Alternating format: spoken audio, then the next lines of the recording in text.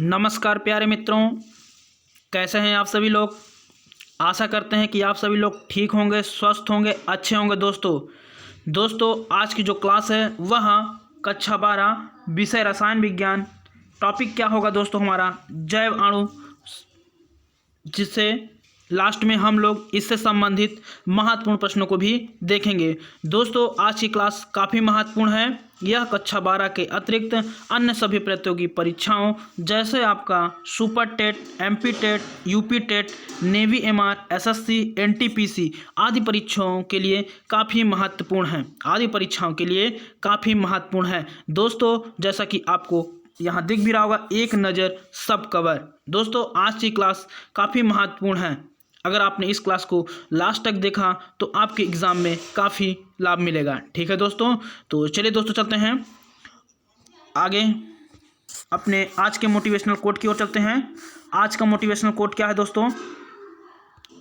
न थकान होनी चाहिए, न थकान होनी चाहिए, न हार होनी चाहिए, न थकान होनी चाहिए, न हार होनी चाहिए। जीत के लिए निकले हो तो बस जीत होनी चाहिए। ठीक है दोस्तों, न थकान होनी चाहिए, न हार होनी चाहिए, जीत के लिए निकले हो तो बस जीत होनी चाहिए। इतनी शिद्दत से परिश्रम करो कि हार भी शर्म से हार जाए। ठीक है दोस्तों, न थकान होनी चाहिए, न हार होनी चाहिए, जीत के लिए निकले हो तो बस जीत होनी चाहिए। इतनी शिद्दत से परिश्रम करो दोस्तों कि हार भी शर्म से हार जाए।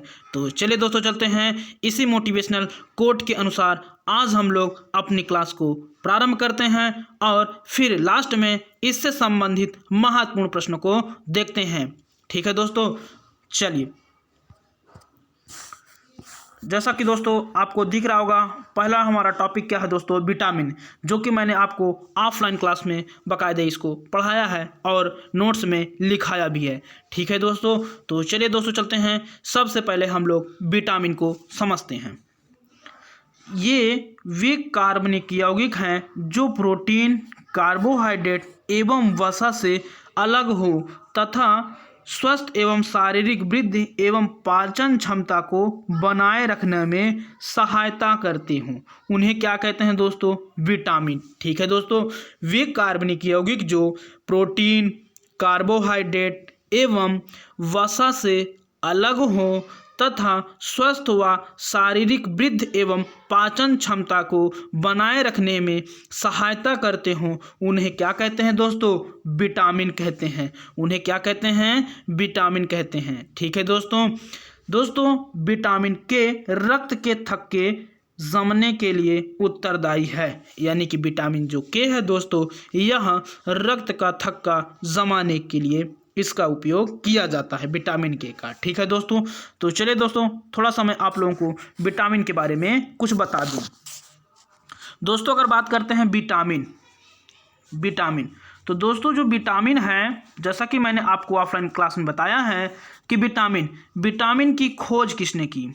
विटामिन की खोज किसने की? देखते हैं कितने लोगों का आंसर आ रहा है। कमेंट करें आप लोग, मैं देख रहा हूं। विटामिन की खोज किसने की? आप लोग कमेंट करें दोस्तों। विटामिन की खोज किसने की? आप लोग कमेंट करें। हाँ दोस्तों, विटामिन की जो खोज है वह किसने किया? तो एन.आई. लूनिन ने किया। किसने किया दोस्तों? एन.आई. लूनिन ने किया। किसने किया दोस्तों? एन.आई. लूनिन ने किया। ठीक है दोस्तों, और जो विटामिन शब्द है दोस्तों वह किसने दिया? तो विटामिन जो शब्द है वह किसने दिया? तो फंक ने दिया। किसने दिया दोस्तों? फंक ने दिया। सी फंक इनको भी कहते हैं। ठीक है दोस्तों, इनका पूरा नाम क्या है? सी फंक। ठीक है दोस्तों, तो विटामिन की खोज किसने किया? एन.आई. लूनिन ने किया। और विटामिन शब्द किसने दिया? तो फंक ने दिया। ठीक है दोस्तों, और जो विटामिन है दोस्तों यह हीनताजन रोगों से सुरक्षा प्रदान करती है। ठीक है दोस्तों, जो विटामिन है दोस्तों वह क्या होती है? हीनताजन रोगों से सुरक्षा प्रदान करती है। ठीक है दोस्तों, और विटामिन को घुलनशीलता के आधार पर, दोस्तों पहले हम लोग इसको वो समझ लेते हैं कि विटामिन का नामकरण। दोस्तों अगर बात करते हैं विटामिन का जो नामकरण है वह अंग्रेजी वर्णमाला के अक्षर जैसे आपका ए, बी, सी, डी, ई, के अक्षरों के अनुसार इसका नामकरण किया गया है। जैसा कि आप लोग देखते हैं कि vitamin A, vitamin B, vitamin C, vitamin D, vitamin E, vitamin K, इनको बोला जाता है। ठीक है दोस्तों, तो इनका जो नामकरण है विटामिन का वह कैसे हुआ है दोस्तों, तो अंग्रेजी वर्णमाला के अक्षरों के अनुसार हुआ है। ठीक है दोस्तों, जैसा कि आपका vitamin A, vitamin B, vitamin C, vitamin D, vitamin E, vitamin K. ठीक है दोस्तों, अगर दोस्तों बात करते हैं विटामिन, तो दोस्तों जो विटामिन है इसको घुलनशीलता के आधार पर, किसके आधार पर दोस्तों, घुलनशीलता के आधार पर कितने भागों में बांटा गया है दोस्तों, कमेंट करें आप लोग।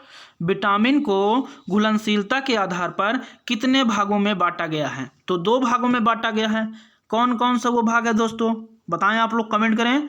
विटामिन को घुलनशीलता के आधार पर 2 भागों में बांटा गया है। पहला दोस्तों क्या होता है आपका, जल में घुलनशील, पहला दोस्तों क्या होगा, जल में घुलनशील। ठीक है दोस्तों, और जो दूसरा होगा दोस्तों वह क्या होगा आपका, वसा में घुलनशील।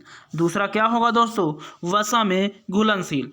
विटामिन को घुलनशीलता के आधार पर 2 भागों में बांटा गया है। पहला नंबर आपका क्या होगा दोस्तों, जल में घुलनशील, और दूसरा नंबर क्या होगा दोस्तों, वसा में घुलनशील। ठीक है दोस्तों, अब आपको कमेंट करके यह बताना है कि जल में घुलनशील विटामिन कौन कौन सी है और वसा में घुलनशील विटामिन कौन कौन सी है। ठीक है दोस्तों, आप लोग कमेंट करें, देखते हैं कितने लोगों का आंसर आ रहा है, बताएं दोस्तों, कमेंट करें आप लोग। विटामिन को घुलनशीलता के आधार पे 2 भागों में बांटा गया है। पहला आपका जल में घुलनशील, दूसरा आपका वसा में।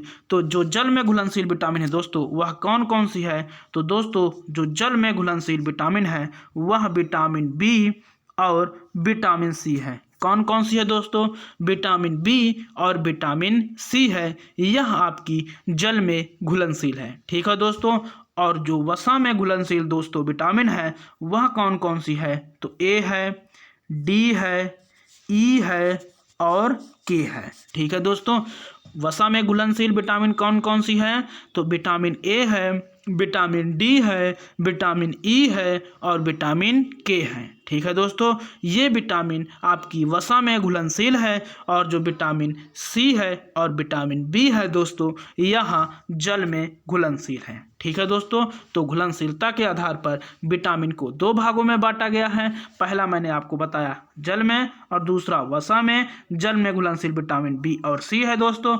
वसा में घुलनशील विटामिन कौन कौन सी है दोस्तों, तो vitamin A, vitamin D, vitamin E, vitamin के है। ठीक है दोस्तों, चलिए दोस्तों अब हम लोग समझते हैं विटामिन जो बी है और विटामिन सी, इसकी कमी से कौन कौन सा रोग होता है। विटामिन बी इसकी कमी से कौन सा रोग होता है दोस्तों, विटामिन बी इसकी कमी से कौन सा रोग होता है दोस्तों। अगर बात करते हैं विटामिन बी इसकी कमी से कौन सा रोग होता है, आप लोग कमेंट करें, बताएं। और विटामिन सी इसकी कमी से कौन सा रोग होता है, आप लोग कमेंट करें दोस्तों। मानव में विटामिन बी की कमी से मानव में कौन सा रोग होता है, और vitamin C, vitamin B complex vitamin है दोस्तों, क्योंकि इसको B1, B5, B6, B12 ये रूपों में पाई जाती है, इसीलिए विटामिन बी को कॉम्प्लेक्स विटामिन कहा जाता है। ठीक है दोस्तों, क्योंकि इसको vitamin B1, vitamin B5, vitamin 6, vitamin 12 आदि रूपों में इसको देखने को मिलता है। ठीक है दोस्तों, तो इसीलिए विटामिन बी को कॉम्प्लेक्स विटामिन कहा जाता है। और विटामिन सी इसकी कमी से कौन सा रोग होता है दोस्तों, कमेंट करें आप लोग। दोस्तों चलिए मैं आपको ट्रिक से बताता हूँ। ट्रिक क्या है दोस्तों,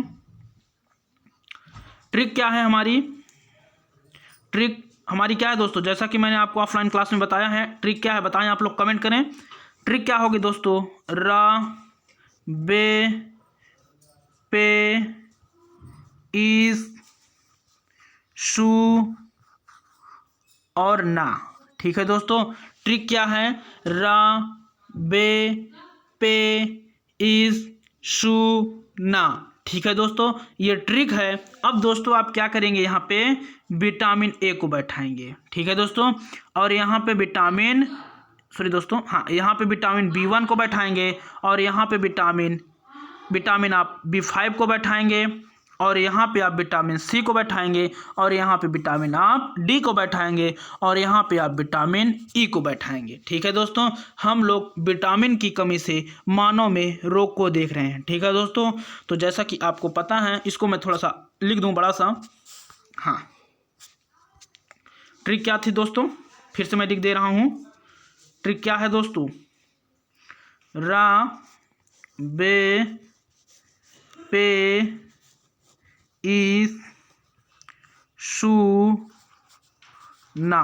ठीक है दोस्तों, और लास्ट में हेडिंग बनती है, यानी कि जो आपके ट्रिक में आता है वो भी मैं बताता हूँ। यह ट्रिक आप जानते रहिए दोस्तों, क्या है, रा बे पे इस शू ना। ठीक है दोस्तों, अब आप क्या करेंगे, ये विटामिन ए, ये विटामिन B1, ये विटामिन B5 और ये विटामिन C और ये विटामिन D और ये विटामिन E। ठीक है दोस्तों, तो रा से क्या बनेगा दोस्तों, देखिए, रा विटामिन ए की कमी से, मतलब रा से रतौंधी। ठीक है दोस्तों, रतौंधी। ठीक है दोस्तों, तो विटामिन ए की कमी से कौन सा रोग होगा, रतौंधी रोग होगा। विटामिन ए की कमी से कौन सा रोग होगा दोस्तों, रतौंधी रोग होगा। और यह रोग कहाँ होता है, तो यह आँखों में होता है। ठीक है दोस्तों, मनुष्य की आँखों में होता है, जिसके कारण मनुष्य की जो आँख की कोशिकाएं होती हैं वो सिकुड़ने लगती हैं और रात्रि के समय क्या होता है, व्यक्ति को वस्तुएं स्पष्ट रूप से नहीं दिखाई देती है। ठीक है दोस्तों, और इसका जो सबसे अच्छा स्रोत है वह क्या होता है दोस्तों, तो इसका जो सबसे अच्छा स्रोत माना जाता है विटामिन ए का, वह क्या माना जाता है दोस्तों, तो वह गाजर माना जाता है। क्या माना जाता है दोस्तों, गाजर माना जाता है। ठीक है दोस्तों, विटामिन ए का सबसे अच्छा स्रोत क्या है दोस्तों, तो गाजर। इसकी कमी से कौन सा रोग होता है दोस्तों, तो रतौंधी। ठीक है दोस्तों, चलिए अब हम लोग विटामिन B1 को देखते हैं। विटामिन B1 की कमी से कौन सा रोग होगा दोस्तों, कमेंट करें आप लोग। विटामिन B1 दोस्तों, अगर बात करते हैं विटामिन B1, तो विटामिन B1 जैसा कि मैंने आपको लिखा था रा बे, तो बे से क्या बनता है दोस्तों, बेरी बेरी। विटामिन B1 की कमी से क्या होगा दोस्तों, बेरी बेरी रोग होता है। विटामिन B1 की कमी से कौन सा रोग होता है दोस्तों, तो विटामिन B1 की कमी से बेरी बेरी रोग होता है। ठीक है दोस्तों, चलिए अब हम लोग देखते हैं दोस्तों विटामिन B5। दोस्तों अगर बात करते हैं विटामिन B5, तो विटामिन B5 इसकी कमी से कौन सा रोग होता है दोस्तों, तो विटामिन B5 की कमी से पेलाग्रा रोग होता है। कौन सा रोग होता है दोस्तों, पेलाग्रा रोग होता है। ठीक है दोस्तों, विटामिन B5 की कमी से कौन सा रोग होता है, तो पेलाग्रा रोग होता है। ठीक है दोस्तों, चलिए अब हम लोग देखते हैं दोस्तों विटामिन C को। ठीक है दोस्तों, विटामिन C को, विटामिन C दोस्तों अगर बात करते हैं विटामिन C, तो विटामिन C का अगर बात करते हैं दोस्तों, इसकी कमी से कौन सा रोग होता है, तो जैसा कि मैंने आपको ऑफलाइन क्लास में बताया है दोस्तों कि विटामिन C का यानी कि जो आपका रोग होता है मानव में, यह कौन सा रोग होता है दोस्तों, तो स्कर्वी रोग होता है। ठीक है दोस्तों, कौन सा रोग होता है, स्कर्वी रोग होता है। ठीक है दोस्तों, इसमें दांतों मसूड़ों से क्या होते हैं दोस्तों, खून आने लगते हैं। ठीक है दोस्तों, विटामिन C की कमी से कौन सा रोग होता है दोस्तों, स्कर्वी रोग होता है। ठीक है दोस्तों, और इसमें जो इसका सबसे अच्छा स्रोत माना जाता है दोस्तों, वह क्या माना जाता है, तो खट्टे पदार्थ। क्या माना जाता है दोस्तों, खट्टे पदार्थ इसका सबसे अच्छा स्रोत माना जाता है। विटामिन C का सबसे अच्छा स्रोत क्या माना जाता है दोस्तों, तो खट्टे पदार्थ, जैसे आपका नींबू हो गया, संतरा हो गया, आपका आंवला हो गया, ये सब खट्टे पदार्थ आपके विटामिन C का सबसे अच्छा स्रोत माना जाता है। ठीक है दोस्तों, चलिए अब हम लोग विटामिन D को समझते हैं। विटामिन D को दोस्तों अभी मैं ट्रिक को इकट्ठा एक साथ बताता हूँ। ठीक है, पहले हम लोग बारी बारी से इसको समझ लेते हैं। अब हम लोग दोस्तों क्या देखेंगे, विटामिन D। क्या देखेंगे दोस्तों, विटामिन D। विटामिन D दोस्तों इसकी या किसकी कमी से रोग होता है, तो दोस्तों जैसा कि आपको पता है विटामिन D की कमी से मनुष्य में कौन सा रोग होता है दोस्तों? तो सूखा रोग हो जाता है। कौन सा रोग हो जाता है दोस्तों? सूखा रोग हो जाता है। विटामिन डी की कमी से मानव में कौन सा रोग होता है दोस्तों? तो सूखा रोग हो जाता है। कौन सा रोग हो जाता है दोस्तों? सूखा रोग हो जाता है। ठीक है दोस्तों। और इसी की कमी से, इसी को सूखा रोग को रिकेट्स रोग भी जाना जाता है। किस नाम से दोस्तों? रिकेट्स। किस नाम से जानते हैं दोस्तों? रिकेट्स नाम से भी जाना जाता है। किस नाम से दोस्तों? रिकेट्स नाम से भी जाना जाता है। ठीक है दोस्तों। विटामिन डी की कमी से कौन सा रोग होता है दोस्तों मनुष्य में? तो विटामिन डी की कमी से मनुष्य में सूखा रोग होता है। ठीक है दोस्तों। और इसे ही रिकेट्स रोग भी कहा जाता है। ठीक है दोस्तों। इसका जो सबसे अच्छा स्रोत है दोस्तों विटामिन डी का, वो क्या है? आप लोग कमेंट करें दोस्तों। देखते हैं आप लोगों का कमेंट आ रहा है कि नहीं। देखते हैं कितने लोग सही बता रहे हैं। बताएं दोस्तों। देखते हैं विटामिन डी का सबसे अच्छा स्रोत क्या होता है। आप लोग कमेंट करें दोस्तों।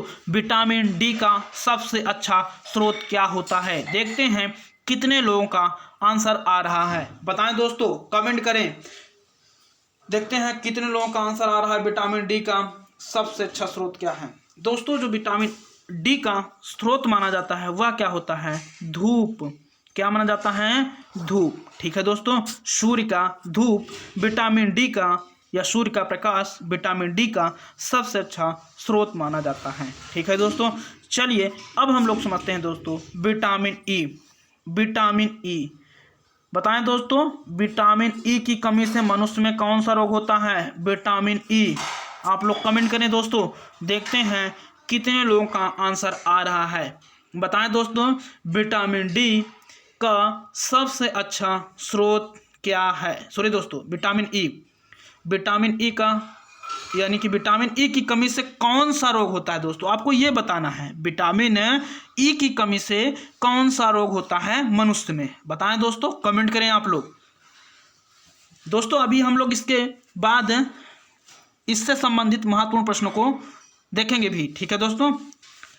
भी लास्ट में हम लोग इससे संबंधित महत्वपूर्ण प्रश्नों को सॉल्व भी करेंगे। ठीक है दोस्तों। तो बताएं विटामिन ई की कमी से कौन सा रोग होता है दोस्तों? अगर बात करते हैं विटामिन ई, तो विटामिन ई की कमी से जो रोग होता है दोस्तों, वह कौन सा रोग होता है मनुष्य में? वह मनुष्य में कौन सा रोग होता है दोस्तों विटामिन ई की कमी से?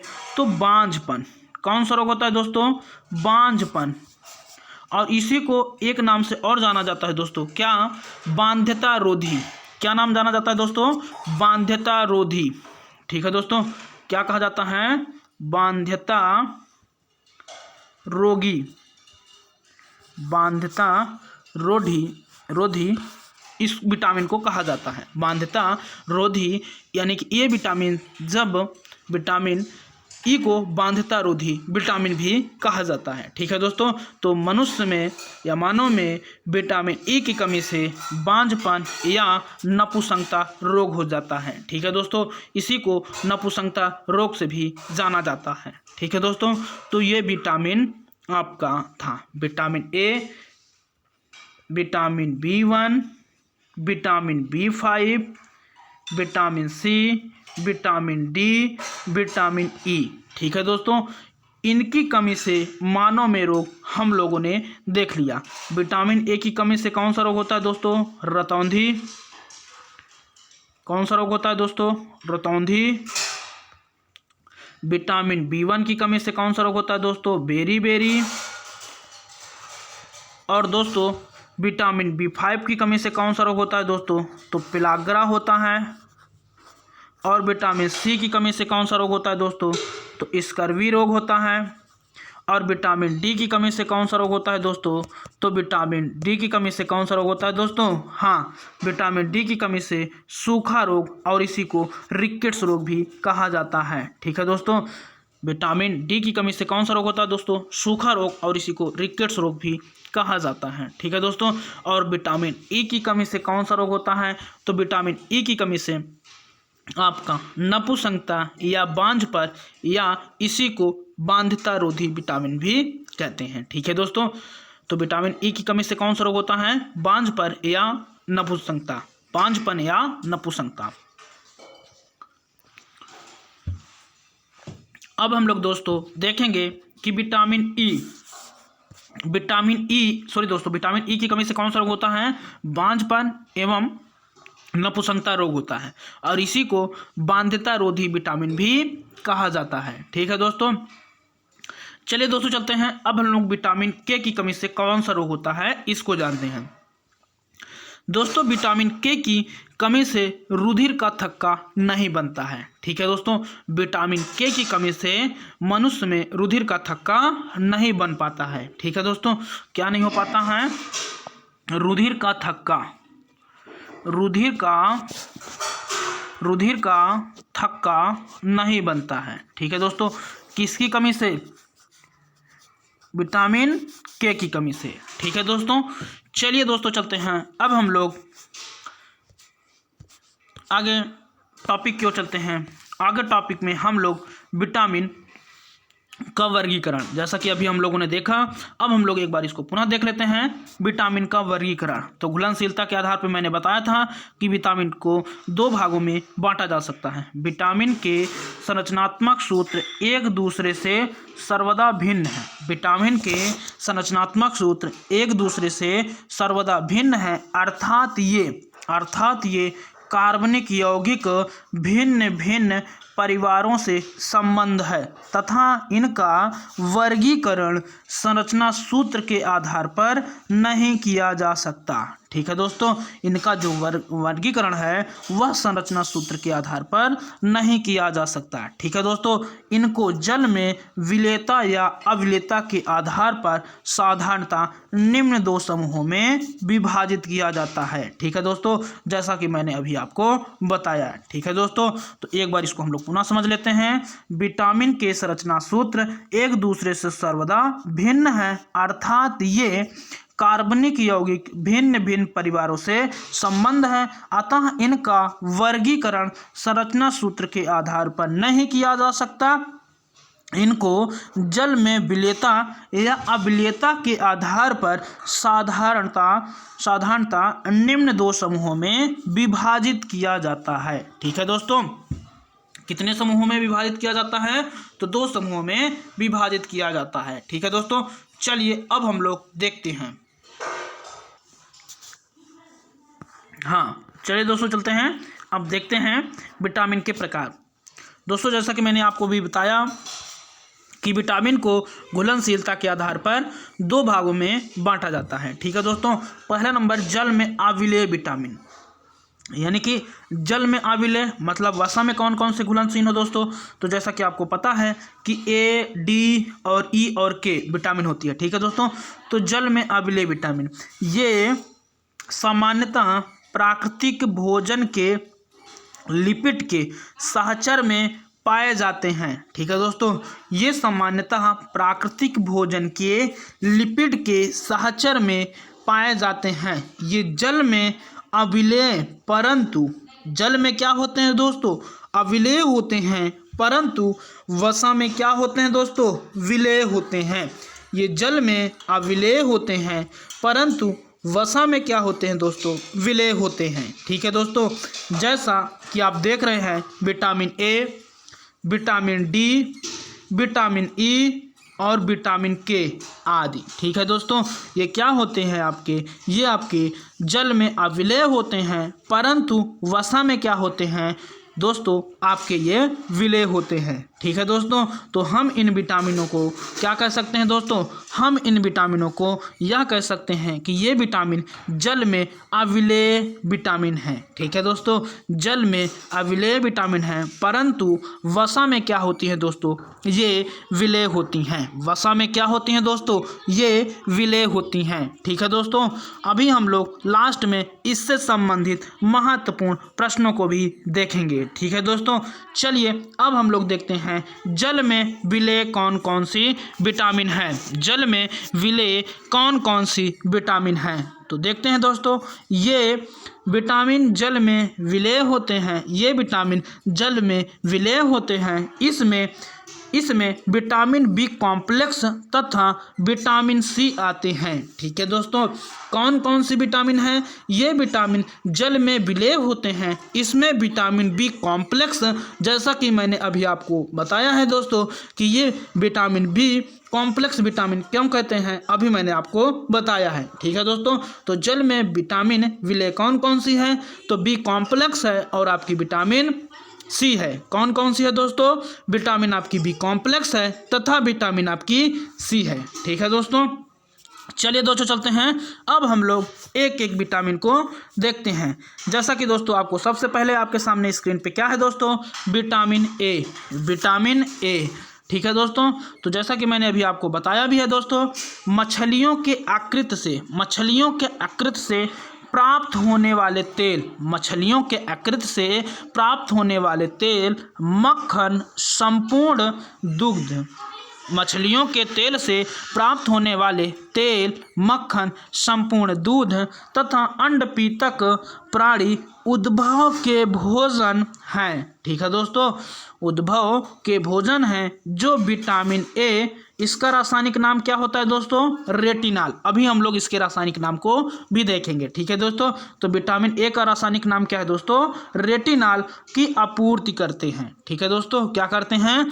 आपूर्ति करते हैं। ठीक है दोस्तों, आपूर्ति करते हैं सभी वर्णक युक्त विशेष रूप से पीले रंग की सब्जियां तथा फल। उदाहरण में दोस्तों जैसा कि आपको दिया गया है, शकरकंद, गाजर, काशीफल, पपीता, टमाटर तथा हरी पत्तेदार सब्जियां। ठीक है दोस्तों, क्या क्या है आपका? शकरकंद है, गाजर है, काशीफल है, पपीता है, टमाटर है, हरी मिर्च है, हरी पत्तेदार सब्जियां हैं। भोजन में प्रोविटामिन्स ए की पूर्ति करते हैं। ठीक है दोस्तों, ये क्या करते हैं? भोजन में प्रोविटामिन ए की पूर्ति करते हैं। ठीक है दोस्तों, ये क्या करते हैं? विटामिन ए की पूर्ति करते हैं। ठीक है दोस्तों, एक बार हम लोग इनको पुनः देख लेते हैं दोस्तों। पूर्ति करते हैं। ठीक है दोस्तों, प्राणी शरीर में कैरोटीन्स विटामिन ए की पूर्तिकारक होते हैं। ठीक है दोस्तों, कैरोटीन्स विटामिन ए की पूर्तिकारक होते हैं। बीटा कैरोटीन में विटामिन की सक्रियता सर्वोच्च होती है। ठीक है दोस्तों, बीटा कैरोटीन में विटामिन की सक्रियता क्या होती है दोस्तों? सर्वोच्च होती है। ठीक है दोस्तों, तो चलिए दोस्तों चलते हैं, हम लोग इसको एक बार पुनः समझ लेते हैं। विटामिन ए मछलियों के यकृत से प्राप्त होने वाले तेल, मक्खन, संपूर्ण दुग्ध तथा अंडपीतक। ठीक है दोस्तों, क्या क्या? तेल, मक्खन, संपूर्ण दूध तथा अंडपीतक प्राणी उद्भव के भोजन हैं। ठीक है दोस्तों, प्राणी उद्भव के क्या है? भोजन है। जो विटामिन ए, जिसका नाम क्या है दोस्तों? रासायनिक रेटिनॉल की आपूर्ति करते हैं। सभी वर्णक युक्त विशेष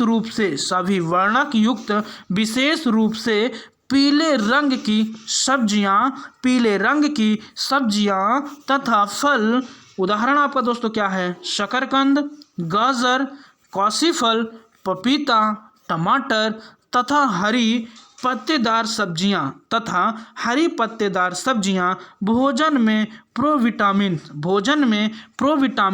ए की पूर्ति करते हैं। ठीक है दोस्तों, प्राणी शरीर में कैरोटीन्स विटामिन ए की पूर्तिकारक होते हैं। ठीक है दोस्तों, विटामिन ए की पूर्तिकारक होते हैं। ठीक है दोस्तों, और बीटा कैरोटीन में विटामिन की सक्रियता सर्वोच्च होती है। ठीक है दोस्तों, ठीक। चलिए अब हम लोग चलते हैं आगे की ओर। आगे दोस्तों देखते हैं, जैसे अब हम लोग विटामिन डी को समझते हैं। ठीक है दोस्तों, जैसा कि अभी हम लोगों ने एक बार समझा है, एक बार इसको हम लोग पुनः समझ लेते हैं। विटामिन डी, ठीक है दोस्तों, इस विटामिन के स्रोत दूध, मक्खन, घी, अंडा आदि हैं। इस विटामिन के स्रोत दूध, मक्खन, घी, अंडा आदि हैं। त्वचा भी धूप से इसे संश्लेषित करती है। ठीक है दोस्तों, जिससे यह शरीर में स्वयं बनता है, जिससे यह शरीर में क्या होता है दोस्तों, स्वयं बनता है। ठीक है दोस्तों, चलिए अब हम लोग विटामिन सी को समझते हैं। ठीक है दोस्तों, क्या देखेंगे, विटामिन सी। विटामिन सी, जैसा कि मैंने आपको बताया है दोस्तों कि विटामिन सी सभी खट्टे पदार्थों में पाया जाता है। विटामिन सी सभी खट्टे पदार्थों में पाया जाता है। ठीक है दोस्तों, कौन कौन सा विटामिन आपका, विटामिन सी जो है दोस्तों यह आपका सभी खट्टे पदार्थों में पाया जाता है। जैसे दोस्तों आपका नींबू हो गया, संतरा हो गया, मौसम्बी हो गया, आंवला हो गया, टमाटर हो गया, पत्ता गोभी हो गया, बेर हो गया, अमरूद हो गया, हरी मिर्च हो गया, आदि में क्या होता है दोस्तों, विटामिन सी होता है। सभी खट्टे पदार्थों में आपका विटामिन सी पाया जाता है। ठीक है दोस्तों आपके एग्जाम में बार बार पूछा गया है कि ग्लूकोज से पेंटा एसिटिल ग्लूकोज का निर्माण कैसे करते हैं। ठीक है दोस्तों, ग्लूकोज से पेंटा एसिटिल ग्लूकोज का निर्माण। ठीक है दोस्तों, तो चलिए हम लोग इसको समझ लेते हैं। ग्लूकोज से क्या दोस्तों, ग्लूकोज से आपका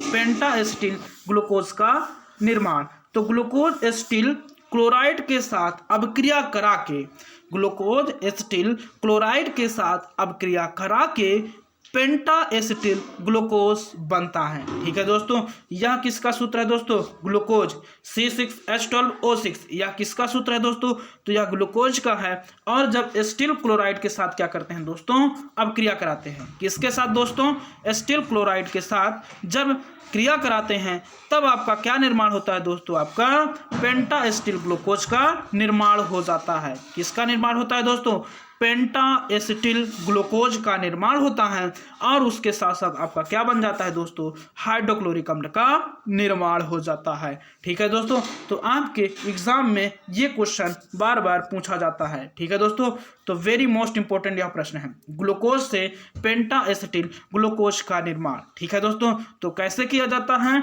जब ग्लूकोज को एसिटिल क्लोराइड के साथ अपक्रिया कराते हैं तब दोस्तों क्या बनता है, पेंटा एसिटिल ग्लूकोज का निर्माण होता है। किसका दोस्तों, पेंटा एसिटिल ग्लूकोज का निर्माण होता है। ठीक है दोस्तों, चलिए दोस्तों चलते हैं आगे की ओर। आगे दोस्तों हम लोग क्या देखते हैं, विटामिन ई। विटामिन ई दोस्तों, जैसा कि मैंने आपको अभी समझाया भी है कि विटामिन ई की कमी से कौन सा रोग होता है, तो विटामिन ई की कमी से आपका नपुंसकता या बांझपन रोग हो जाता है। ठीक है दोस्तों, तो विटामिन ई जो इसका रासायनिक नाम है दोस्तों वह क्या है, वह है टोकोफेराल। ठीक है दोस्तों, अभी हम लोग रासायनिक नाम को भी देखेंगे ट्रिक के साथ। ठीक है दोस्तों, तो आप सभी लोग क्लास में जुड़े रहें और अपने दोस्तों को भी इस क्लास को शेयर कर दें, जिससे कि वो भी इस क्लास में जुड़कर इस क्लास का लाभ ले सकें। ठीक है दोस्तों, तो विटामिन ई का रासायनिक नाम क्या है दोस्तों, तो विटामिन ई का जो रासायनिक नाम है दोस्तों वह क्या होता है, टोकोफेराल। क्या होता है दोस्तों, टोकोफेराल। ठीक है दोस्तों, तो टोकोफेराल के सर्वाधिक समूह स्रोत पादप तेल जैसे गेहूं के भ्रूण, चावल, कपास के बीज, हरे पत्तियों से प्राप्त होने वाले लिपिड होते हैं। ठीक है दोस्तों, टोकोफेराल के सर्वाधिक समूह स्रोत पादप तेल जैसे गेहूं के भ्रूण, चावल, कपास के बीज, हरे पत्तियों से प्राप्त होने वाले लिपिड्स, अंडे, पेशी मांस, यकृत, मछली तथा मुर्गी विटामिन ई के अच्छे स्रोत हैं। ठीक है दोस्तों, यकृत, मछली तथा मुर्गी विटामिन ई के अच्छे स्रोत हैं। ठीक है दोस्तों, टोकोफेराल के सर्वाधिक समूह स्रोत जैसे आपका पादप तेल हो गया, गेहूं के भ्रूण हो गया, चावल हो गया, कपास के बीज हो गया, हरी पत्तियों से प्राप्त होने वाले लिपिड्स हो गए, अंडे हो गया, मांस हो गया, यकृत हो गया, मछली हो गया, मुर्गी हो गया, विटामिन ई के क्या है दोस्तों, अच्छे स्रोत हैं। ठीक है दोस्तों, उसके बाद अगर हम लोग अंकुरित बीज, अंकुरित चने, अंकुरित अनाज का प्रयोग करते हैं तो वो भी काफ़ी महत्वपूर्ण है। ठीक है दोस्तों, चलिए अब हम लोग चलते हैं आगे की ओर। आगे दोस्तों क्या है देखते हैं। आगे जैसा कि हमारा टॉपिक क्या है, लिपिड्स। यहाँ से भी क्वेश्चन आपके पेपर में पूछा गया दोस्तों, लिपिड्स वेरी मोस्ट, ये बहुत ही अच्छा प्रश्न है दोस्तों। लिपिड्स काफ़ी महत्वपूर्ण है, वेरी मोस्ट इंपॉर्टेंट। लिपिड्स ठीक है दोस्तों, तो आप लोग अपनी नोट्स बुक में हेडिंग बना लें दोस्तों लिपिड्स। ठीक है दोस्तों, हेडिंग बनाएं आप लोग लिपिड्स। लिपिड्स के स्रोत को हम लोग देखते हैं दोस्तों, लिपिड्स के स्रोत। ठीक है दोस्तों, लिपिड्स के प्रमुख स्रोत इस प्रकार हैं। लिपिड्स के प्रमुख स्रोत इस प्रकार हैं। कौन कौन है दोस्तों? घी, चर्बी, वनस्पतिक तेल, मोम, प्राकृतिक रबड़, कोलेस्ट्रॉल, पादपों के रंग पदार्थ, गंधयुक्त पदार्थ, स्टेरॉइड हार्मोन्स, वसा में घुलनशील विटामिन जैसे आपका ADE ठीक है दोस्तों, ये सब क्या है? आपके लिपिड्स हैं। ठीक है दोस्तों, ये सब क्या है? लिपिड्स के स्रोत हैं। ठीक है दोस्तों, लिपिड्स के प्रमुख स्रोत इस प्रकार हैं: घी, चर्बी, वनस्पति तेल, मोम, प्राकृतिक रबड़, कोलेस्ट्रॉल, पादपों के रंग पदार्थ, गंधयुक्त पदार्थ, स्टेरॉइड हार्मोन्स, वसा में घुलनशील विटामिन जैसे आपका ADE ये सब क्या है दोस्तों? लिपिड्स के स्रोत हैं। ठीक है दोस्तों, चलिए दोस्तों चलते हैं, अब हम लोग लिपिड्स का वर्गीकरण करते हैं। ठीक है दोस्तों, लिपिड्स का वर्गीकरण। ठीक है दोस्तों, तो लिपिड्स को निम्नवत वर्गीकृत किया गया है। पहला नंबर आपका क्या बनेगा दोस्तों? हेडिंग, पहला नंबर आपका हेडिंग बनेगा सरल लिपिड्स। ठीक है दोस्तों, पहली हेडिंग क्या बनती है दोस्तों? सरल लिपिड्स। ठीक है दोस्तों, तो सरल लिपिड में पहला नंबर सामान्य या वास्तविक या उदासीन वसाएं। ठीक है दोस्तों, जैसा आपकी सरसों है, तिल है, सूरजमुखी है, जैतून आदि का तेल। ठीक है दोस्तों, ये क्या होते हैं? सामान्य या वास्तविक एवं उदासीन वसाएं हैं। ठीक है दोस्तों, दूसरा नंबर प्राकृतिक मोम। क्या है दोस्तों दूसरा नंबर? प्राकृतिक मोम जैसे आपका सुबेरिन, लैनोलिन आदि, ये सब आपका क्या है दोस्तों? प्राकृतिक मोम। ठीक है दोस्तों, और आपका दूसरी हेडिंग क्या बनती है दोस्तों? संयुक्त एवं संयुग्मित लिपिड्स। ठीक है दोस्तों, दूसरी हेडिंग क्या बनती है? पहला हम लोगों ने क्या पढ़ा? सरल लिपिड्स, जिसमें हम लोगों ने इसको दो भागों में, पहला नंबर सामान्य या वास्तविक या उदासीन वसाएं, और दूसरा नंबर दोस्तों क्या है? प्राकृतिक मोम। ठीक है दोस्तों, जिसमें हम लोगों ने सुबेरिन और लैनोलिन आदि को देखा। ठीक है दोस्तों, अब हम लोग संयुक्त या संयुग्मित लिपिड्स को देखेंगे। ठीक है दोस्तों, इसमें सबसे पहले हेडिंग क्या बनेगी दोस्तों? हमारी फास्फोलिपिड। क्या बनती है दोस्तों? फास्फोलिपिड। ठीक है दोस्तों, उदाहरण में अगर देखते हैं तो लिसाइथिन, सिफेलिन, ये हैं आपके क्या हैं दोस्तों? संयुक्त या संयुग्मित लिपिड्स। ठीक है दोस्तों, लिसाइथिन, आपका सिफेलिन, ये क्या है दोस्तों? ये आपके संयुक्त लिपिड है। ठीक है दोस्तों, उसके बाद दूसरा नंबर स्फोगमोलिपिड। ठीक है दोस्तों, स्फोगमोलिपिड। ठीक है दोस्तों, इसमें क्या है आपका? स्फोगोमाइलिन ग्लाइकोलिपिड्स। ठीक है दोस्तों, फिर तीसरा नंबर हम लोग व्युत्पन्न लिपिड्स को देखते हैं। व्युत्पन्न लिपिड्स में क्या है दोस्तों? जैसा कि आपको दिख भी रहा होगा, क्या है? टर्पिन। क्या है दोस्तों? टर्पिन। उदाहरण में देखते हैं दोस्तों तो क्या क्या है आपका? कोलेस्ट्रॉल है, हार्मोन आदि, ये क्या है दोस्तों? ये है व्युत्पन्न लिपिड्स। ठीक है दोस्तों, अभी इसके बाद हम लोग इससे संबंधित महत्वपूर्ण प्रश्नों को भी इसी क्लास में देखेंगे। ठीक है दोस्तों, तो आपका अगला नंबर क्या है दोस्तों? आइसोसाइनाइड। वेरी मोस्ट इंपॉर्टेंट दोस्तों, अगला नंबर क्या है हमारा? आइसोसाइनाइड। ठीक है दोस्तों, इसमें जैसा क्या है दोस्तों? थ्रोम्बोजन, ल्यूकोट्राइरिन। ठीक है दोस्तों, ये क्या है? आपके व्युत्पन्न लिपिड हैं। ठीक है दोस्तों, चलिए अब हम लोग दोस्तों देखते हैं अगला टॉपिक हमारा जो है काफ़ी महत्वपूर्ण है। अब हम लोग DNA और RNA में महत्वपूर्ण अंतर को देखेंगे। काफ़ी महत्वपूर्ण है दोस्तों, आपके एग्ज़ाम में इससे प्रश्न बहुत ज़्यादा बनते हैं। ठीक है दोस्तों, आपके एग्ज़ाम में इससे प्रश्न बहुत ज़्यादा बनते हैं। तो आज की क्लास का सबसे महत्वपूर्ण टॉपिक DNA और RNA में अंतर। DNA और RNA में अंतर बहुत ही महत्वपूर्ण टॉपिक है दोस्तों, DNA और RNA में अंतर। ठीक है दोस्तों, हाँ चलिए दोस्तों हम लोग इसको समझते हैं DNA और RNA में अंतर को। दोस्तों जैसा कि मैंने आपको ऑफलाइन क्लास में बताया है कि DNA और RNA में अंतर क्या है। ठीक है दोस्तों सबसे पहले हम लोग DNA का पूरा नाम जानते हैं। DNA का पूरा नाम जानते हैं दोस्तों, DNA का पूरा नाम क्या होगा? कमेंट करें, देखते हैं कितने लोगों का आंसर आ रहा है। ठीक है दोस्तों, आप लोग कमेंट करें, हम आप लोगों के आंसरों को देख रहे हैं। आप लोग कमेंट करें, देखते हैं कितने लोगों का आंसर आ रहा है। हाँ, आप लोग कमेंट करें दोस्तों, डीएनए का पूरा नाम क्या है। दोस्तों डीएनए के साथ साथ आप लोग आरएनए का भी पूरा नाम कमेंट करें। डीएनए और आरएनए दोनों के पूरा नाम और इनके दोनों के खोजकर्ता के नामों को आप लोग कमेंट करें। देखते हैं कितने लोगों का आंसर आ रहा है। ठीक है दोस्तों, आप लोग कमेंट करें डीएनए और आरएनए में अंतर। हम लोग अभी देखते हैं। पहले आप लोग डीएनए का पूरा नाम और इसके खोजकर्ता कौन है। ठीक है दोस्तों, किसने डीएनए को खोज किया, और आरएनए का पूरा नाम और इसको किसने खोजा, इनका आप लोग आंसर कमेंट करें दोस्तों। फिर हम लोग इसके अंतर को देखते हैं। ठीक है दोस्तों, तो आप लोग कमेंट करें, देखते हैं कितने लोगों का आंसर आ रहा है। कमेंट करें दोस्तों। हाँ, वेरी गुड, बहुत सही। हाँ, आप लोगों का आंसर आ रहा है दोस्तों, वेरी गुड। हाँ, वेरी गुड, हाँ बहुत अच्छा, आप लोगों का आंसर आ रहा है। चलिए दोस्तों चलते हैं, देखते हैं डीएनए का पूरा नाम। जैसा कि आप लोगों ने अभी बताया दोस्तों, डीएनए का पूरा नाम क्या होता है। डीएनए का जो पूरा नाम होता है दोस्तों, वह क्या होता है, डीऑक्सीराइबोन्यूक्लिक अम्ल। क्या होता है दोस्तों, डीऑक्सीराइबोन्यूक्लिक अम्ल। डीएनए का पूरा नाम क्या होता है दोस्तों, डीऑक्सीराइबोन्यूक्लिक अम्ल। क्या होता है दोस्तों, डीऑक्सीराइबोन्यूक्लिक अम्ल होता है।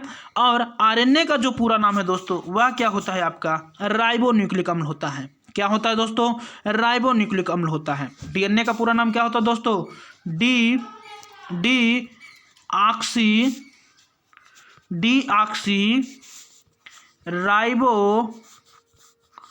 डीऑक्सीराइबो अम्ल होता है। ठीक है दोस्तों, क्या होता है, डीएनए का पूरा नाम क्या होता है दोस्तों, डीऑक्सीराइबोन्यूक्लिक अम्ल होता है।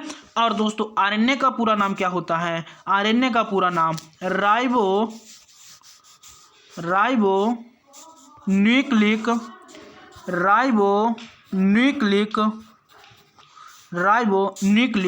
अम्ल होता है। आरएनए का पूरा नाम क्या होता है दोस्तों, राइबोन्यूक्लिक अम्ल होता है। ठीक है दोस्तों अगर बात करते हैं डीएनए की खोज, तो डीएनए का जो द्विगुणित मॉडल है वह किसने प्रस्तुत किया था दोस्तों, तो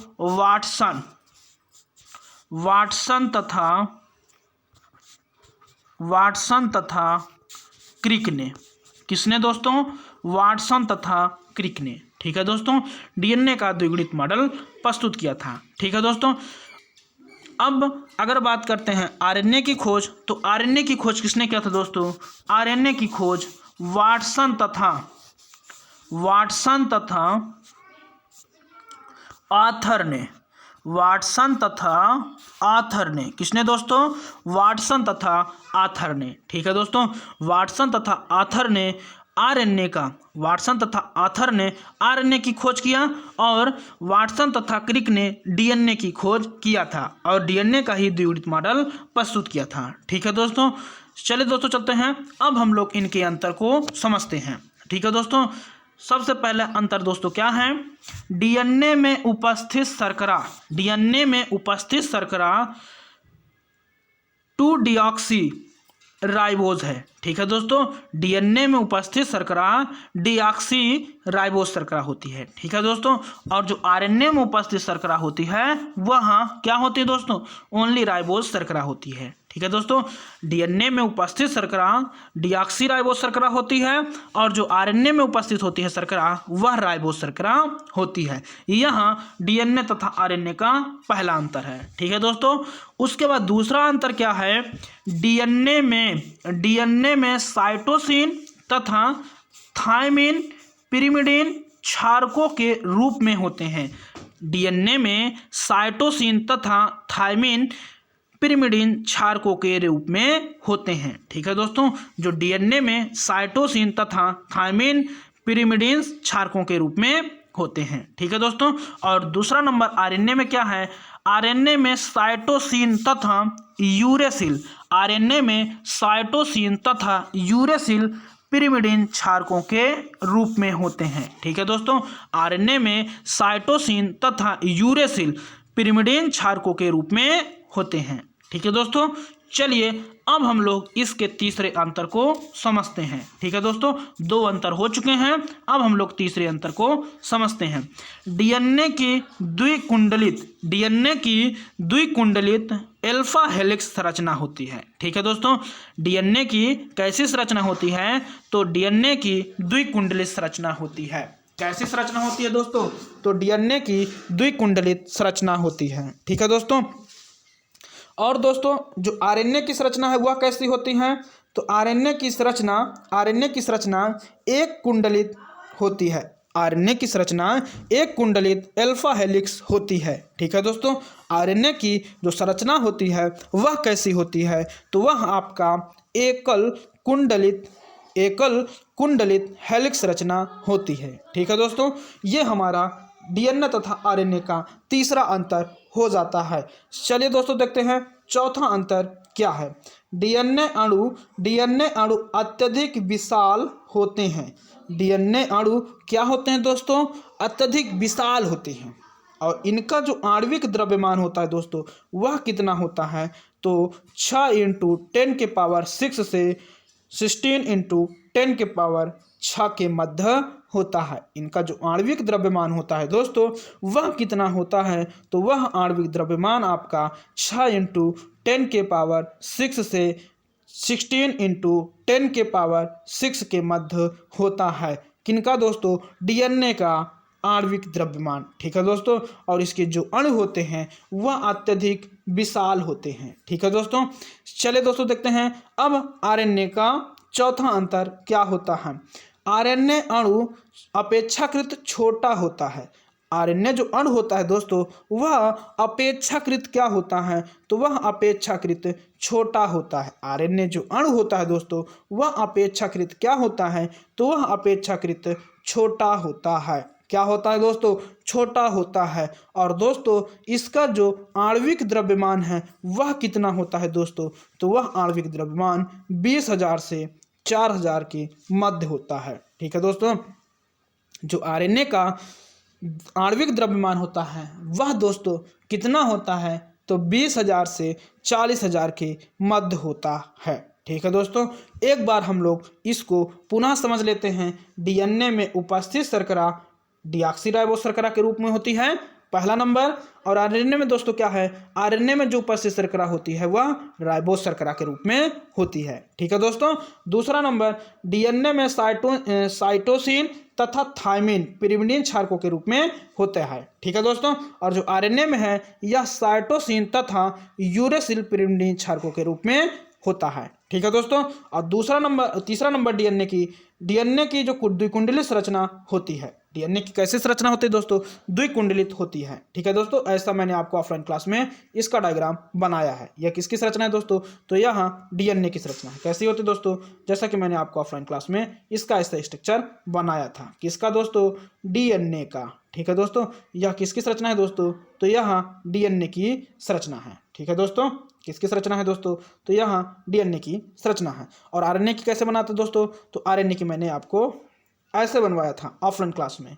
ठीक है दोस्तों, मैंने बताया था कि जो डीएनए होता है यहाँ द्विकुंडलित होता है और जो आरएनए होता है दोस्तों यहाँ एक कुंडलित होता है। ठीक है दोस्तों, तो आरएनए की एक कुंडलित संरचना होती है। ठीक है दोस्तों, और जो डीएनए का अणु है दोस्तों वह अत्यधिक विशाल होता है। ठीक है दोस्तों, और जो आरएनए का अणु है वह अपेक्षाकृत छोटा है। ठीक है दोस्तों, और इसका जो आणविक द्रव्यमान होता है वह कितना होता है? 6 × 10⁶ से 16 × 10⁶ के मध्य होता है। ठीक है दोस्तों, और जो आरएनए का आणविक द्रव्यमान होता है दोस्तों वह कितना होता है? 20,000 से 40,000 के 20,000 से 40,000 के मध्य होता है। ठीक है दोस्तों, चलिए दोस्तों अब हम लोग इससे संबंधित महत्वपूर्ण प्रश्नों को देखते हैं। ठीक है दोस्तों, क्वेश्चन नंबर आपका 1 दोस्तों हम लोग इसमें टाइप, अभी हमारा टाइप क्वेश्चन का फर्स्ट चल रहा है। ठीक है दोस्तों, फिर इसके बाद हम लोग टाइप सेकंड क्वेश्चन को देखेंगे। ठीक है दोस्तों, तो टाइप 1 का क्वेश्चन नंबर फर्स्ट आपकी स्क्रीन के सामने है दोस्तों। बताएं दोस्तों क्या है क्वेश्चन हमारा टाइप फर्स्ट में? टाइप फर्स्ट का पहला क्वेश्चन, ठीक है दोस्तों, यह टाइप फर्स्ट का पहला क्वेश्चन है। अभी हम लोग इसका टाइप सेकंड देखेंगे, उसमें जो क्वेश्चन है वो आपके एग्जाम में आए हुए क्वेश्चन हैं, ठीक है दोस्तों। टाइप सेकंड में जो हम लोग क्वेश्चनों को देखेंगे वो दोस्तों आपके एग्जाम में आए हुए क्वेश्चन हैं, ठीक है दोस्तों। तो type first question number first की बात करते हैं दोस्तों। क्या पूछा गया है टाइप फर्स्ट में? क्वेश्चन नंबर फर्स्ट, निम्नलिखित में से कौन सा डाइसैकेराइड दुग्ध में उपस्थित है? बताएं दोस्तों, कमेंट करें। निम्नलिखित में से कौन सा डाइसैकेराइड दूध में उपस्थित है? बताएं दोस्तों, कमेंट करें। आपका विकल्प फर्स्ट दिया गया है सुक्रोज। क्या दिया गया दोस्तों? सुक्रोज। विकल्प आपका बी दिया गया है दोस्तों लैक्टोज। विकल्प आपका सी दिया गया है दोस्तों माल्टोज। विकल्प आपका डी दिया गया है दोस्तों सेलोबायोस। बताएं दोस्तों, कमेंट करें क्या होगा इस प्रश्न का आंसर। आप लोग कमेंट करें दोस्तों, बहुत ही अच्छा प्यारा प्रश्न है। आप लोग कमेंट करें दोस्तों। क्वेश्चन नंबर फर्स्ट का आंसर आप लोग बताएं दोस्तों, टाइप फर्स्ट का है। टाइप सेकंड में हम लोग उन क्वेश्चनों को देखेंगे जो आपके एग्जाम में आए हुए हैं दोस्तों। तो बताएं दोस्तों, क्वेश्चन नंबर फर्स्ट दोस्तों, क्वेश्चन नंबर फर्स्ट की बात करते हैं तो इसका जो आंसर हो जाएगा वह क्या होगा आपका? लैक्टोज। लैक्टोज जो डाइसैकेराइड है यह दोस्तों आपका दूध में उपस्थित है, ठीक है दोस्तों। दूध में कौन सी डाइसैकेराइड उपस्थित है दोस्तों? तो लैक्टोज है, ठीक है दोस्तों। चलिए अगले क्वेश्चन की ओर चलते हैं। क्वेश्चन नंबर 2, स्टार्च निम्नलिखित का एक बहुलक है। स्टार्च निम्नलिखित का एक बहुलक है। किसका बहुलक है दोस्तों? बताएं। फ्रक्टोज का, ग्लूकोज का, सेलोबायोस का, माल्टोज का। बताएं दोस्तों, कमेंट करें। बहुत ही अच्छा प्रश्न है। स्टार्च निम्नलिखित का एक बहुलक है। किसका है दोस्तों? आप लोग कमेंट करें दोस्तों, बहुत ही अच्छा प्रश्न है। आप लोग कमेंट करें। क्वेश्चन नंबर 2 इसका आंसर क्या होगा दोस्तों? अगर क्वेश्चन नंबर 2 की बात करते हैं तो इसका जो आंसर हो जाएगा वह क्या होगा आपका? B number, glucose. Glucose starch, ठीक है दोस्तों। स्टार्च निम्नलिखित का एक बहुलक है। तो स्टार्च किसका बहुलक है दोस्तों? ग्लूकोज का है। ग्लूकोज का बहुलक है क्या दोस्तों? स्टार्च। चलिए अगले क्वेश्चन की ओर चलते हैं दोस्तों। आप सभी लोग कमेंट करते रहें और अभी हम लोग टाइप सेकंड उन क्वेश्चनों को देखेंगे जो आपके एग्जाम में आए हुए प्रश्न हैं, ठीक है दोस्तों। तो परीक्षा की दृष्टि से आपका टाइप सेकंड काफ़ी महत्वपूर्ण प्रश्न है, ठीक है दोस्तों। तो चलिए क्वेश्चन नंबर 3 की बात करते हैं। स्टार्च जल अपघटन पर देता है। बताएं दोस्तों, इस प्रश्न का आंसर क्या होगा? स्टार्च जल अपघटन पर देता है। क्या देता है दोस्तों? ग्लूकोज तथा माल्टोज, ग्लूकोज तथा लैक्टोज, ग्लूकोज तथा फ्रक्टोज, केवल ग्लूकोज। बताएं दोस्तों, कमेंट करें। बहुत ही अच्छा प्रश्न है। क्वेश्चन नंबर 3, स्टार्च जल अपघटन पर देता है। क्या देता है दोस्तों? बहुत ही अच्छा प्रश्न है दोस्तों। आप लोग कमेंट करें। अभी हम लोग टाइप सेकंड के उन प्रश्नों को देखेंगे जो आपके एग्जाम से काफ़ी महत्वपूर्ण होंगे, ठीक है दोस्तों। तो बताएं क्वेश्चन नंबर 3 इसका आंसर क्या होगा? क्वेश्चन नंबर 3 बहुत ही अच्छा प्रश्न है दोस्तों। क्वेश्चन नंबर जो 3 का आंसर हो जाएगा दोस्तों वह क्या हो जाएगा आपका? डी नंबर, केवल ग्लूकोज स्टार्च जल अपघटन पर देता है, ठीक है दोस्तों। चलिए अगले क्वेश्चन की ओर। क्वेश्चन नंबर 4 जो कि आपके स्क्रीन के सामने है दोस्तों। बहुत ही अच्छा प्रश्न है। क्वेश्चन नंबर 4, ग्लूकोज अपचायक गुण प्रदर्शित करता है। ग्लूकोज अपचायक गुण प्रदर्शित करता है क्योंकि इसमें होता है। इसमें क्या होता है दोस्तों? बताएं। आप लोग कमेंट करें। बहुत ही अच्छा प्रश्न है। ग्लूकोज अपचायक गुण प्रदर्शित करता है क्योंकि इसमें होता है एल्डिहाइड समूह, कीटोन समूह, हाइड्रोक्सिल समूह और आपका NH2 समूह। बताएं दोस्तों, सिंगल बॉन्ड NH2 समूह। बताएं दोस्तों, कमेंट करें आप लोग। इस प्रश्न का आंसर क्या होगा? क्वेश्चन नंबर 4 बहुत ही अच्छा प्रश्न है। ग्लूकोज अपचायक गुण प्रदर्शित करता है क्योंकि इसमें क्या होता है दोस्तों? बताएं दोस्तों, कमेंट करें। बहुत ही अच्छा प्रश्न है। क्वेश्चन नंबर 4 दोस्तों, क्वेश्चन नंबर जो 4 का आंसर हो जाएगा वह क्या होगा आपका? ए नंबर, एल्डिहाइड समूह। ग्लूकोज अपचायक गुण प्रदर्शित करता है क्योंकि इसमें एल्डिहाइड समूह होता है, ठीक है दोस्तों। चलिए अगले क्वेश्चन की ओर। क्वेश्चन नंबर 5, ग्लूकोज से फेहलिंग विलयन के साथ गर्म करने पर गर्म करने पर एक अवक्षेप प्राप्त होता है जिसका रंग ग्लूकोज के फेहलिंग विलयन के साथ गर्म करने पर एक अवक्षेप प्राप्त होता है जिसका रंग है पीला है, काला है, सफ़ेद है कि लाल। बताएं दोस्तों, कमेंट करें आप लोग इस प्रश्न का आंसर क्या होगा। बताएं दोस्तों इस प्रश्न का आंसर क्या होगा। क्वेश्चन नंबर आपका 5 है दोस्तों। बताएं आप लोग, कमेंट करें। बहुत ही अच्छा प्रश्न है। अभी हम लोग टाइप सेकंड के कुछ महत्वपूर्ण प्रश्नों को देखेंगे दोस्तों, जो आपकी एग्ज़ाम में आए हुए हैं और बहुत ही महत्वपूर्ण प्रश्न हैं। ठीक है दोस्तों, तो बताएं क्वेश्चन नंबर 5। दोस्तों क्वेश्चन नंबर जो 5 का आंसर हो जाएगा वह क्या होगा आपका डी नंबर लाल। क्या होगा दोस्तों? डी नंबर लाल। चलिए दोस्तों चलते हैं अगले क्वेश्चन की ओर। क्वेश्चन नंबर हमारा क्या है दोस्तों? Question number 6। इसमें क्या पूछा गया दोस्तों?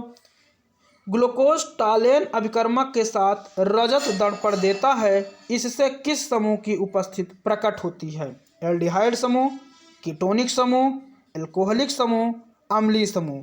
बताएं दोस्तों, कमेंट करें। बहुत ही अच्छा प्रश्न है। ग्लूकोज टालेन अभिकर्मक के साथ रजत दर्पण देता है, इससे किस समूह की उपस्थिति प्रकट होती है? बताएं दोस्तों, कमेंट करें। बहुत ही अच्छा प्रश्न है, आपकी परीक्षा की दृष्टि से काफ़ी महत्वपूर्ण प्रश्न है। Question number 6। दोस्तों इसका जो आंसर हो जाएगा वह क्या होगा आपका? ए नंबर। क्या होगा दोस्तों? ए नंबर एल्डिहाइड समूह। ठीक है दोस्तों, चलिए अगले क्वेश्चन की ओर। Question number 7। कौन सा अभिकारक ग्लूकोज से अभिक्रिया करके क्रिस्टलीओसाजोन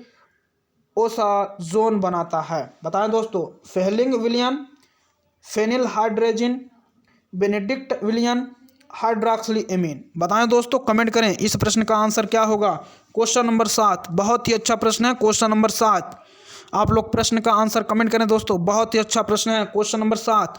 इस प्रश्न का जो आंसर हो जाएगा दोस्तों वह क्या होगा आपका? B number phenyl hydrogen. ठीक है दोस्तों, क्वेश्चन नंबर 7 का आंसर क्या हो जाएगा आपका? B number. चलिए दोस्तों चलते हैं अगले क्वेश्चन की ओर। Question number 8। निम्नलिखित में से कौन सबसे मीठी शक्कर है? बताएं दोस्तों। बहुत ही अच्छा प्रश्न है क्वेश्चन नंबर 8। आपकी परीक्षा की दृष्टि से अति महत्वपूर्ण प्रश्न है दोस्तों। Question number 8। निम्नलिखित में से कौन सबसे मीठी शक्कर है? Sucrose, fructose, xylose, lactose. बताएं दोस्तों क्या होगा इस प्रश्न का आंसर? Question number 8। बहुत ही अच्छा प्रश्न है क्वेश्चन नंबर 8। इस प्रश्न का आंसर आप लोग कमेंट करें दोस्तों। क्वेश्चन नंबर 8 बहुत ही अच्छा प्रश्न है दोस्तों। बहुत ही अच्छा प्रश्न है, वेरी मोस्ट इंपॉर्टेंट प्रश्न है क्वेश्चन नंबर 8। दोस्तों इस प्रश्न का जो आंसर हो जाएगा वह क्या होगा आपका? B number fructose. फ्रक्टोज दोस्तों सबसे मीठी शक्कर है। ठीक है दोस्तों, चलिए अगले क्वेश्चन की ओर। Question number 9। माल्टोज बना होता है 2 अणु ग्लूकोज से, 2 अणु फ्रक्टोज से, ग्लूकोज तथा फ्रक्टोज से, उपरोक्त में से कोई नहीं। बताएं दोस्तों, कमेंट करें। बहुत ही अच्छा प्रश्न है question number 9, very most important question number 9। बहुत ही अच्छा प्रश्न दोस्तों।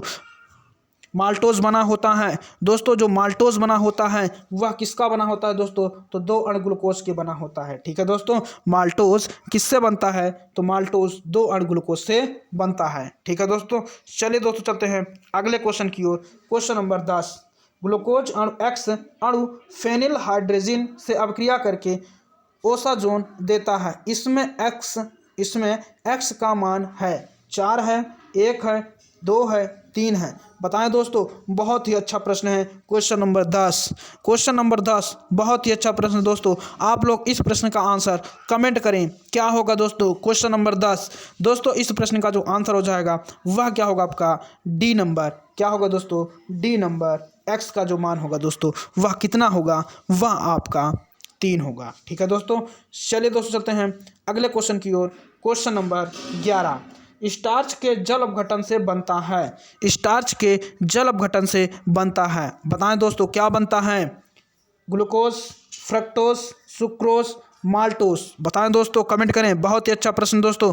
अभी हम लोग इसके बाद टाइप सेकंड का क्वेश्चन नंबर फर्स्ट से देखेंगे और उसमें जो प्रश्न है दोस्तों काफ़ी महत्वपूर्ण है, जो कि आपके एग्जाम में आए हुए हैं दोस्तों, और आपके एग्जाम में आने की इन प्रश्नों की प्रबल संभावना है। ठीक है दोस्तों, तो आप लोग लास्ट तक बने रहें और अपने दोस्तों को भी शेयर कर दें, जिससे कि वो भी इस क्लास में जुड़कर इस क्लास का लाभ ले सकें। ठीक है दोस्तों, तो बताएं दोस्तों क्वेश्चन नंबर 11 का आंसर क्या होगा।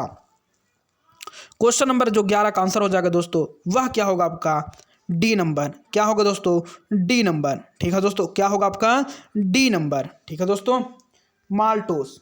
स्टार्च के जल गठन से क्या बनता है दोस्तों, माल्टोस। ठीक है दोस्तों अगर अभी तक आपने हमारे चैनल STRP कोचिंग क्लासेस के YouTube चैनल को सब्सक्राइब नहीं किया है दोस्तों, तो चैनल को ज़रूर सब्सक्राइब कर लें और बेल आइकन को ज़रूर प्रेस कर दें, जिससे कि आपको सभी प्रकार की नोटिफिकेशन प्राप्त हो सके। ठीक है दोस्तों, तो चलिए दोस्तों चलते हैं अगले क्वेश्चन की ओर।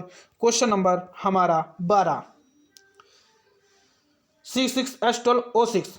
दोस्तों जब इसको गर्म किया जाता है तो क्या बनता है आपका C2H5OH, और आपको कमेंट करके बताना है यह किसका सूत्र है। C2H5OH किसका सूत्र है। ठीक है दोस्तों, प्लस CO2 आपका इसका निर्माण होता है। तो बताएं दोस्तों इसमें E क्या है। ठीक है दोस्तों, इन्वर्टेज है, जाइमेज है, कि डाइडेस है, कि आपका माल्टेज है। बताएं दोस्तों, आपका यह यूपी बोर्ड 2010 में पूछा गया प्रश्न है। बताएं दोस्तों, कमेंट करें। बहुत ही अच्छा प्रश्न है, क्वेश्चन नंबर 12। ठीक है दोस्तों अगर क्वेश्चन नंबर 12 की बात की जाए तो इस प्रश्न का आंसर क्या होगा आपका बी नंबर, जाइमेज। ठीक है दोस्तों, चलिए अगले क्वेश्चन की ओर चलते हैं। क्वेश्चन नंबर 13, ग्लूकोज को फेहलिंग विलयन के साथ गर्म करने पर ग्लूकोज का होता है ऑक्सीकरण होता है, कि अपचयन होता है, कि अपघटन होता है, कि संघनन होता है। बताएं दोस्तों, यह आपका 2010 में पूछा गया प्रश्न है। बताएं दोस्तों, कमेंट करें। बहुत ही अच्छा प्रश्न है, क्वेश्चन नंबर 13। दोस्तों इस प्रश्न का जो आंसर हो जाएगा वह क्या होगा आपका ए नंबर, ऑक्सीकरण। क्या होगा दोस्तों, ग्लूकोज को फेहलिंग विलयन के साथ गर्म करने पर ग्लूकोज का क्या होता है, ऑक्सीकरण होता है। ठीक है दोस्तों, चलिए अगले क्वेश्चन की ओर। क्वेश्चन नंबर 14, जब सुक्रोज को सांद्र HNO3 के साथ गर्म किया जाता है तो उत्पाद है। बताएं दोस्तों, सैकरिक अम्ल, ऑक्सैलिक अम्ल, एनहेक्सेनोइक अम्ल, कि लेव्युलिक अम्ल। बताएं दोस्तों, कमेंट करें। यह आपका 2011 में पूछा गया प्रश्न है। बताएं दोस्तों, कमेंट करें। क्वेश्चन नंबर 14, इस प्रश्न का आंसर क्या होगा। बताएं दोस्तों, क्वेश्चन नंबर 14। दोस्तों अगर क्वेश्चन नंबर 14 की बात की जाए तो इस प्रश्न का जो आंसर हो जाएगा दोस्तों वह क्या होगा आपका बी नंबर। क्या होगा दोस्तों, बी नंबर, ऑक्सैलिक अम्ल। ठीक है दोस्तों, चलिए अगले क्वेश्चन की ओर। क्वेश्चन नंबर 15, क्वेश्चन नंबर 15, शरीर में आरक्षित ग्लूकोज के रूप में कार्य करने वाला कार्बोहाइड्रेट है।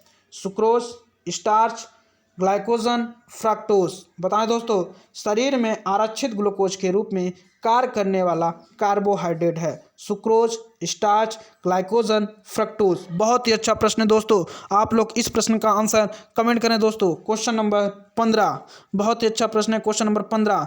दोस्तों इस प्रश्न का जो आंसर हो जाएगा वह क्या होगा आपका सी नंबर, ग्लाइकोजन। क्या होगा दोस्तों, सी नंबर, ग्लाइकोजन। चलिए दोस्तों चलते हैं अगले क्वेश्चन की ओर। क्वेश्चन नंबर 16, वह कार्बोहाइड्रेट जो मनुष्यों के पाचन तंत्र में नहीं पचता है। Starch, cellulose, glycogen, glucose. बताएं दोस्तों, कमेंट करें। बहुत ही अच्छा प्रश्न है, क्वेश्चन नंबर 16। बहुत ही अच्छा प्रश्न है दोस्तों, क्वेश्चन नंबर 16। आप लोग कमेंट करें। वह कार्बोहाइड्रेट जो मनुष्यों के पाचन तंत्र में नहीं पचता है। बताएं दोस्तों, कमेंट करें। दोस्तों यह आपका वह कार्बोहाइड्रेट है जो मनुष्यों के पाचन तंत्र में नहीं पचता, तो वह आपका सेलुलोज है। ठीक है दोस्तों, यह आपका कौन सा है, सेलुलोज। दोस्तों अब हम लोग उन प्रश्नों को देखेंगे जो आपके प्रश्न में यानी कि आपके एग्ज़ाम में आए हुए हैं और आपके एग्ज़ाम में आने की इन प्रश्नों की प्रबल संभावना है। ठीक है दोस्तों, तो चलिए दोस्तों चलते हैं। अब हम लोग टाइप सेकंड के क्वेश्चनों को देखते हैं। ठीक है दोस्तों, type second question number first. बहुत ही अच्छा प्रश्न दोस्तों, जैसा कि आपको दिख रहा है कि आपका 2004, 8, 2012 में पूछा गया है। एमिनो अम्ल निर्माण की इकाई होती है? बताएं दोस्तों, कमेंट करें। बहुत ही अच्छा प्रश्न है। एमिनो अम्ल निर्माण की इकाई होती है। यह आपका 2004, 2008, 2012 में पूछा गया प्रश्न है। तो बताएं दोस्तों, कमेंट करें इस प्रश्न का आंसर क्या होगा। एमिनो अम्ल का निर्माण की इकाई है। तो दोस्तों इस प्रश्न का जो आंसर हो जाएगा वह क्या होगा आपका? B number, protein. क्या होगा दोस्तों? B number, protein. चलिए दोस्तों चलते हैं अगले क्वेश्चन की ओर। क्वेश्चन नंबर 2, विटामिन ए की कमी से रोग होता है। विटामिन ए की कमी से होता है। बताएं दोस्तों, scurvy, berry, रतौंधी, अरक्ता।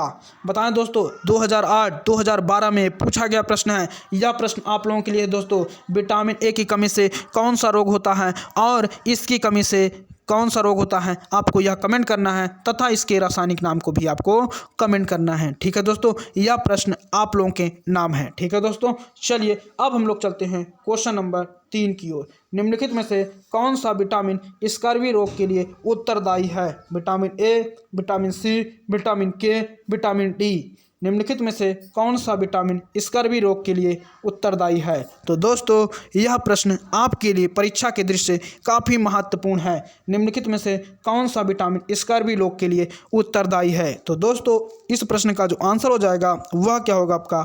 B number, vitamin C. क्या होगा दोस्तों? B number, vitamin C. ठीक है दोस्तों, चलिए दोस्तों चलते हैं अगले क्वेश्चन की ओर। क्वेश्चन नंबर 4, इसमें क्या पूछा गया दोस्तों? विटामिन सी की कमी से होने वाली बीमारी है। विटामिन सी की कमी से होने वाली बीमारी है। बेरी होगी दोस्तों, कि रतौंधी होगी, कि टीबी होगी, कि स्कर्वी होगी। अब आप लोग इस प्रश्न का आंसर कमेंट करें दोस्तों। बहुत ही अच्छा प्रश्न है। क्वेश्चन नंबर 4, बहुत ही अच्छा प्रश्न है दोस्तों। विटामिन सी की कमी से होने वाली बीमारी कौन सी है? विटामिन सी की कमी से होने वाली बीमारी कौन सी है? बेरी, रतौंधी, टीबी, स्कर्वी। तो दोस्तों इस प्रश्न का जो आंसर हो जाएगा वह क्या होगा आपका? D number, scurvy. ठीक है दोस्तों, चलिए अगले क्वेश्चन की ओर। क्वेश्चन नंबर 5, बहुत ही अच्छा प्रश्न दोस्तों, जो कि आपका 2004, 2007 में पूछा गया प्रश्न है। विटामिन ए की कमी से बीमारी होती है। विटामिन ए की कमी से बीमारी होती है। अरक्ता, त्वचा रोग, नपुंसकता, रतौंधी। बताएं दोस्तों, कमेंट करें। बहुत ही अच्छा प्रश्न है। क्वेश्चन नंबर 5, बहुत ही अच्छा प्रश्न है दोस्तों। क्वेश्चन नंबर 5, बताएं दोस्तों, कमेंट करें। क्वेश्चन नंबर 5 दोस्तों, इस प्रश्न का जो आंसर हो जाएगा वह क्या होगा आपका? डी नंबर, रतौंधी। विटामिन ए की कमी से कौन सा रोग होता है दोस्तों?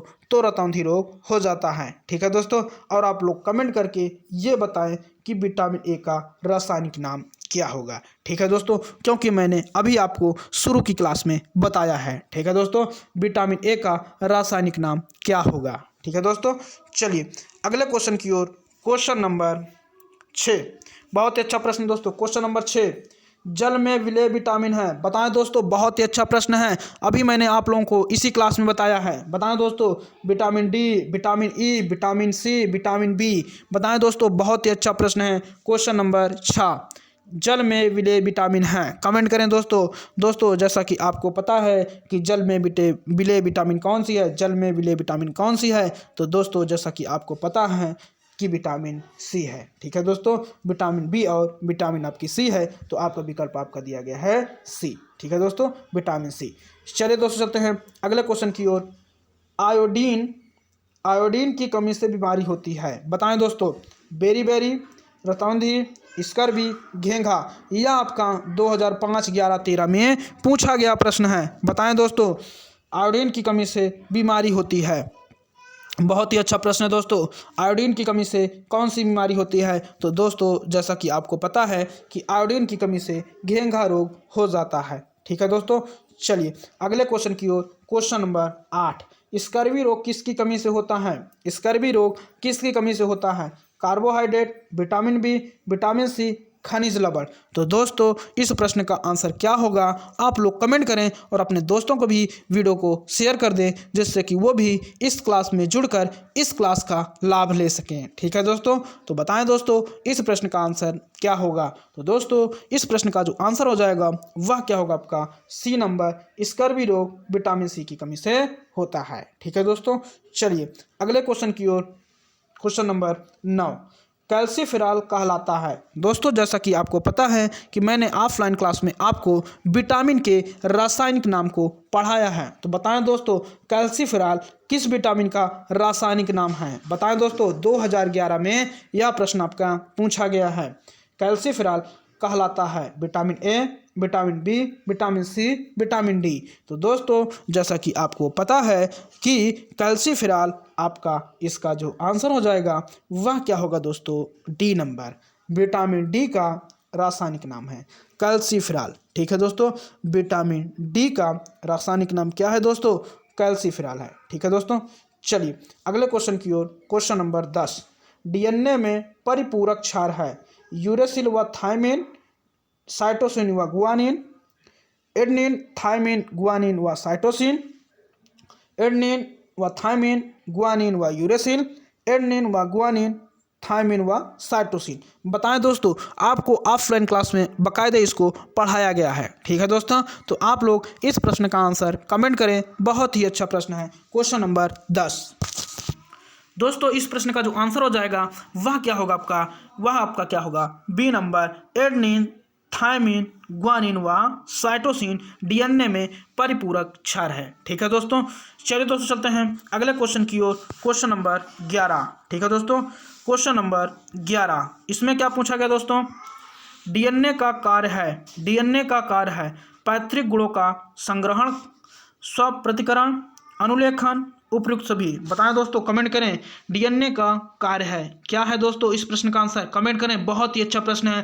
क्वेश्चन नंबर 11 दोस्तों, क्वेश्चन नंबर जो 11 का आंसर हो जाएगा वह क्या होगा आपका? D number. क्या होगा दोस्तों? डी नंबर, उपयुक्त सभी। ठीक है दोस्तों, चलिए दोस्तों चलते हैं अगले क्वेश्चन की ओर। क्वेश्चन नंबर आपका 12, इसमें क्या पूछा गया दोस्तों? क्वेश्चन नंबर 12 बहुत ही अच्छा प्रश्न है दोस्तों।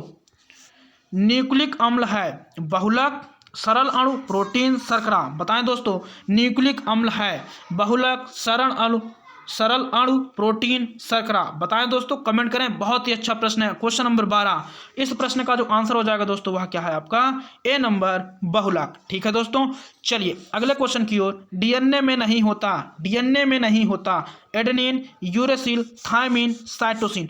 वेरी मोस्ट इंपॉर्टेंट प्रश्न है दोस्तों। क्वेश्चन नंबर 13 बहुत ही अच्छा प्रश्न है दोस्तों। क्वेश्चन नंबर 13 बहुत ही अच्छा प्रश्न है। आप लोग कमेंट करें, इस प्रश्न का आंसर क्या होगा? डीएनए में नहीं होता, क्या नहीं होता दोस्तों? बताएं दोस्तों, कमेंट करें। बहुत ही अच्छा प्रश्न है। Adenine, uracil, thymine, cytosine. Comment करें दोस्तों, बहुत ही अच्छा प्रश्न है। क्वेश्चन नंबर 13 दोस्तों, इसका जो आंसर हो जाएगा वह क्या होगा आपका?